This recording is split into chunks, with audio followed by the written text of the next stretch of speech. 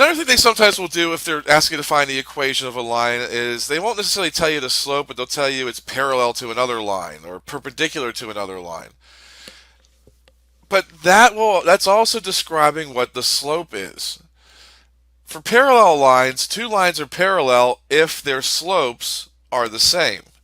Now I'll have students that I'll ask a question on a test or something like that, and they'll say, okay, and students will say, well, I drew them, they never touched. Well, is that because you drew them correctly, or is that, what about them made it so that no matter how you draw them, they're never going to touch each other? Well, if they certainly have the same slope, they're never going to intersect each other because, as one moves up 2, the other one's moving up 2. As the other one moves right 3, the other one's moving right 3. That's going to keep them from intersecting ever.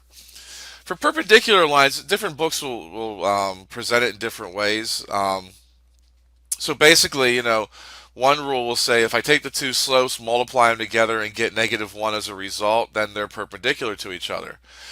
If you manipulate that a little bit, basically what that's saying is that one slope is going to be -1 over the other slope. That's another way of saying opposite reciprocal. So if I see that if I compare the two slopes and see that when I go from one slope to the next, I'm seeing a reciprocal done as well as a change in sign, that indicates I have opposite reciprocals, and therefore those two lines would be perpendicular to each other. Essentially, another mistake I see a lot of students make in the past couple of years in this course is, students think that either lines are parallel or they're perpendicular. Well, no, they're not. They're either parallel or they intersect. Now, one particular type of intersection is being perpendicular because they have to form those right angles. And you're going to form right angles if you have opposite reciprocal slopes between those two lines.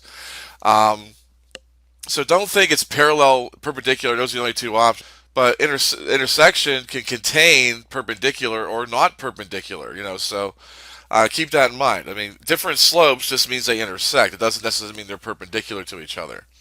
So when I look at these examples here, determine if the two lines are parallel, perpendicular, or neither.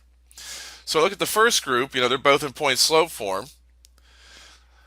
I have the two slopes. One of them is 2/3, one's 3/2. They're not equal, so they're not parallel. They're going to intersect, but they're not opposite reciprocals either. They're reciprocals, but they're not opposite reciprocals. There's no change in sign, and that means that one should be negative, another one should be positive.